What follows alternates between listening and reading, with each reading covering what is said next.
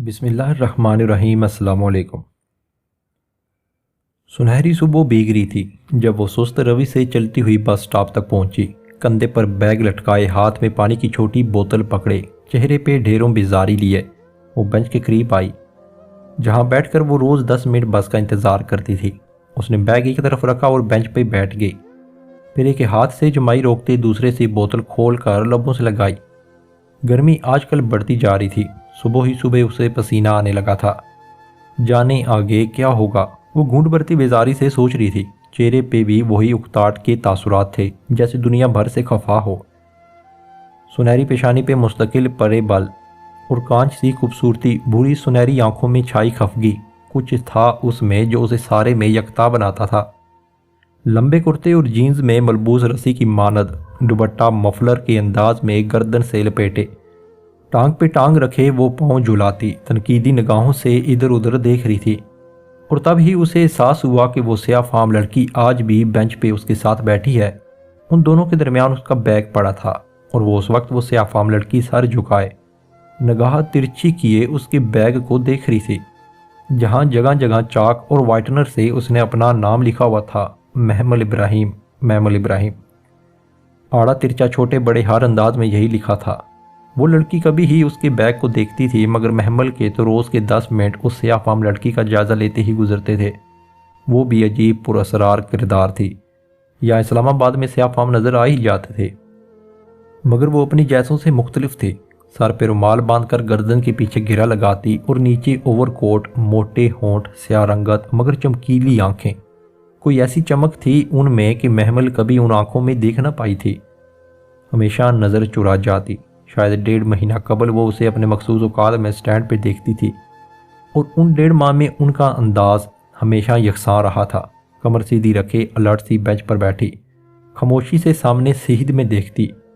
وہ بہت چپ سی لڑکی معلوم نہیں کون تھی، اور پھر اس کی وہ پراسرار کتاب جس کا سیاہ سر ورق بالکل خالی تھا اس کی گود میں دھری ہوتی، اور کتاب کے کناروں پر اس کے سیاہ ہاتھ مضبوطی سے جمے ہوتے۔ اس کے انداز سے کچھ خاص جھلکتا تھا، کتاب کی حفاظت کا احساس یا پھر اس کے بیشت قیمت ہونے کا۔ کتاب بالشت بھر موٹی تھی، صفوں کے جھلکتے کنارے پیلے اور خستہ لگتے تھے جیسے کوئی قدیم کتاب ہو، سینکڑوں برس پرانا کوئی نسخہ ہو۔ کچھ تھا اس میں، کوئی قدیم راز یا کوئی پراسرار کتھا۔ وہ جب بھی اس پر اسرار کتاب کو دیکھتی یہی سوچتی، اور آج جانے کیا ہوا، وہ اس خاموش سی لڑکی سے مخاطب ہو ہی گئی۔ شاید تجسس عاجز کر رہا تھا۔ ایکسکیوز می، ایک بات پوچھ سکتی ہوں؟ پوچھو۔ سیاہ فام لڑکی نے اپنی چمکیلی آنکھیں اٹھائیں۔ یہ کتاب کس کی ہے؟ میری۔ میرا مطلب اس میں کیا لکھا ہے؟ وہ چند لمحے محمل کا چہرہ دیکھتی رہی، پھر آہستہ سے بولی، میری زندگی کی کہانی۔ اچھا، وہ حیرت چھپا نہ سکی۔ میں سمجھی یہ کوئی قدیم کتاب ہے۔ قدیم ہی ہے، صدیوں پہلے لکھی گئی تھی۔ تو آپ کو کہاں سے ملی؟ مصر کی ایک پرانی لائبریری سے۔ یہ کچھ کتابوں کے بیچ پڑی تھی، جب میں نے اسے نکالا تو اس پہ زمانوں کی گرد تھی۔ وہ محبت سے سیاہ جلد پہ ہاتھ پھیرتے ہوئے کہہ رہی تھی۔ اس کے لبوں پر مدھم سی مسکراہٹ تھی۔ میں نے وہ گرد جھاڑی اور اسے اپنے ساتھ رکھ لیا۔ پھر جب پڑھا تو معلوم ہوا اسے تو کسی نے میرے لیے ہی لکھوا کر ادھر رکھ دیا تھا۔ میں منہ کھولے اسے دیکھ رہی تھی۔ تمہیں کیا دلچسپی ہے اس میں اس کے بارے میں مزید جاننا چاہتی ہوں۔ کیا میں اسے پڑھ سکتی ہوں؟ وہ ہلکا مسکرائی۔ تم نئے دور کی نئی لڑکی ہو، اس قدیم زبان میں لکھے نسخے کو کہاں سمجھو گی؟ مگر یہ ہے کیا؟ اس میں لکھا کیا ہے؟ وہ تجسس اب اسے بے چین کر رہا تھا۔ میرا ماضی۔ اسی پل ہارن بجا تو محمل نے چون کر سامنے سڑک پہ آتی بس کو دیکھا۔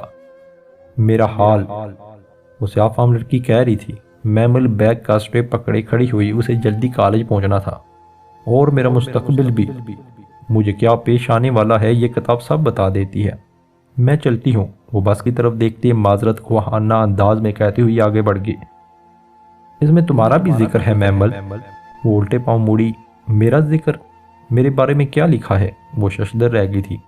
یہی کہ میں تمہیں یہ کتاب دے دوں، لیکن میں تو اسے تمہیں تب دوں گی جب تمہیں تھک کر خود مجھ سے مانگنے آؤ گی، کیونکہ اس میں تمہاری زندگی کی کہانی بھی ہے، جو ہو چکا ہے اور جو ہونے والا ہے، سب لکھا ہے۔ بس کا تیز ہارن پھر سے بجا تو وہ کچھ کہے بنا تیزی سے اس طرف لپکی۔ राड पकड़कर ऊपर चढ़ते उसने पल भर को पलट के देखा था। वो स्याफाम लड़की इसी तरह मुस्कुरा रही थी, पुरस्रार महनी खेज मुस्कुराहट। महमूद को एकदम उससे बहुत डर लगा था। कॉलेज के बाद वो अपनी दोस्त नादिया के अब्बू की एकेडमी में 7th क्लास के बच्चों को साइंस और मैथ्स पढ़ाती थी। घर पहुंचते पहुंचते उसे रोज़ 3:30 हो जाते थे। गेट अबूर करके पोर्च में देखा तो 3 गाड़ियां आगे पीछे खड़ी थी। दिल कराह के रह गया। घर में गाड़ियों के बावजूद बसों में धक्के खाने पर मजबूर थी। हम चचाओं के रहमो करम पर पलने वाली यतीमों के नसीब कितने यतीम होते हैं ना। खुद पे तरस खाती वो अंदर आई थी। लाउंज में खामोश दोपहर उतरी थी। वो सबके सोने का टाइम था। आका जान उसके सबसे बड़े ताया उस वक्त तक ऑफिस से लौट आए थे और उनकी कच्ची नींद के बायस पूरे घर को हुक्म होता कि पत्ता भी ना खड़के वरना वो डिस्टर्ब होंगे। हुक्म बज़ाहिर पूरे घर को, उधर हकीकत महमल और मुसरत को सुनाया जाता था। और आखिर में जब आगा जान की बेगम महताब ताई इन अल्फाज का इजाफा करती और मुसरत अपनी बेटी को समझा देना, जब लूर लूर शहर फिरने से फारग हो जाए तो घर आते हुए गेट आराम से खोला करे। आगा साहब की नींद खराब होती है, अब मैं कुछ कहूँगी तो इसे बुरा लगेगा। गज भर की जुबान है इसकी, ना छोटे का कोई लिहाज ना बड़े का अदब। अस्तगफिरुल्लाह, हमारी बेटियां भी काली में पड़ी हैं, उनके तो अंदाज ऐसे ना निकले जैसे महमल के हैं, वगैरह वगैरह। तो उसे तो आग ही लग जाती थी। हर रोज़ दरवाज़ा खोलते हुए यही फिक्रा समात में गूंजता तो चिढ़ने के बावजूद दरवाज़ा आहिस्ता बंद करती। किचन की तरफ आई तो सिंक में जत्ते बर्तनों का ढेर लगा हुआ था। नागवारी से नाक चढ़ाए उसने बैग स्लैब पर रखा और हाट पाट की तरफ बढ़ी। सुबह नाश्ते के बाद अब तक कुछ भी नहीं खाया था और अब ज़ोरों की भूख लगी थी। हाट पाट खोला तो वो खाली था। रुमाल पे रोटी के चंद जरे बिखरे थे। उसने फ्रिज खोलना चाहा तो वो लॉक्ड था। महताब ताई उसके आने से कबल फ्रिज लॉक कर देती थी। मुसरत उसके लिए खाना बचा कर हाट पाट में रख देती थी। मगर जब से महताब ताई ने खाने की खुद निगरानी स्टार्ट की थी, हाट पाट हर तीसरे दिन खाली मिलता था। तकलीफ से उसकी आंखों में आंसू आ गए, लेकिन फिर जब्त करके बाहर निकली और आहिस्ता से गेट बूर करके कॉलोनी से बाहर नुक्कर वाले होटल से एक नान और एक कबाब ले आई। उसके पास इतने ही पैसे थे। वापसी पर वो फिर पुरानी महमल बन चुकी थी। लॉन्च का दरवाज़ा खोल के धड़ाम से बंद किया। फर्श पर पड़ी फुटबॉल उठा के पूरी कुव्वत के साथ दीवार पे मारी और सोफे पे टांग रख कर बैठी नान कबाब का लफाफा खोलने लगी।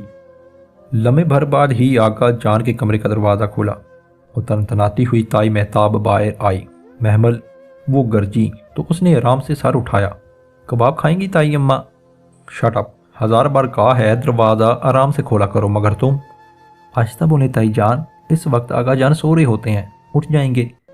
वो नान पर कबाब रख के बेनियाजी से पाँव झुलाती खा रही थी। तुम एहसान फरमोश, तुम्हें ज़रा भर भी एहसास है आका सब दिन भर के थके?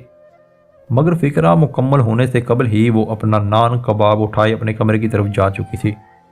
ताई महताब तलमलाती कलिस्ती रह गई। अंदर मुसरत आवाज़ों पे जाग चुकी थी। क्या हुआ है महमल? बाबी बेगम क्यों नाराज़ हो रही थी? दिमाग ख़राब है इनका, पैदाइशी मसला है, आपको नहीं पता? उसने बेजारी से नान कबाब का लफाफा बिस्तर पर रख दिया। मगर हुआ क्या है? उनकी निगाह फिसल कर लफाफे पर गई। फिर बाहर से खाना लाई हो फ्रिज में, और फिर खुद ही खामोश हो गए। आपके लिए लाई हूँ, आपने कुछ खाया? मैं खा चुकी, ये तुम खाओ, मैं जानती हूँ तुमने कुछ नहीं खाया।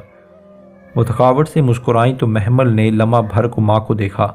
सादा घिसे व काटन के जोड़े में सफ़ेद हुए बाल और जुरियों ज़्यादा चेहरे वाली इसकी थकी थकी बेजरर सी माँ, जो वाकई इस आलीशान कोठी की मालकन होते हुए भी मुलाजमा लगती है।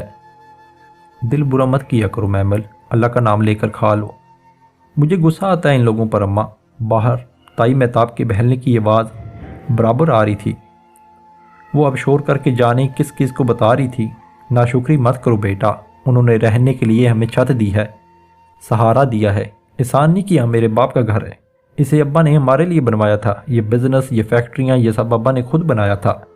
सब कुछ अब्बा ने हमारे नाम किया था। तुम्हारे अब्बा अब जिंदा नहीं रहे महमल, वो अब कहीं भी नहीं है। वो जैसे थक कर कह रही थी और वो उन्हें देख कर रह गई। फिर उसने सर झटक कर लफाफा उठाया। नान सख्त हो चुका था और कबाब ठंडा। वो बेदिली से लुकमे तोड़ने लगी। ये ठंडा बेलज़्ज़त खाना खा के वो कुछ देर ही सोई के ठां की आवाज़ के साथ कमरे के दरवाजे से फुटबॉल टकराया। वो हड़बड़ा के उठ गई। बाहर दीवार पर फुटबॉल मारने की आवाज़ें बराबर आ रही थीं। कच्ची नींद टूटी थी। वो बुरा सा मुंह बनाए जुमाई रोकती उठी। سلیپر پہنے اور بال لپیٹتے دروازہ کھولا۔ اس کا اور مسرت کا مشترکہ کمرہ دراصل کچن کے ساتھ ملحقہ سٹور روم تھا، بہت چھوٹا نہ بہت بڑا۔ پہلے اسے کاٹ کباڑ سے خالی کروا کے ان دونوں کو ادھر منتقل کر دیا تھا۔ اس کے ساتھ باتھ روم نہیں تھا، اس لیے انہیں لونج سے گزر کر گیسٹ روم کی طرف جانا پڑتا تھا۔ باہر لونج میں نائمہ چاچی کے معاذ اور معیز فٹ بال سے کھیلتے دوڑتے پھر رہے تھے۔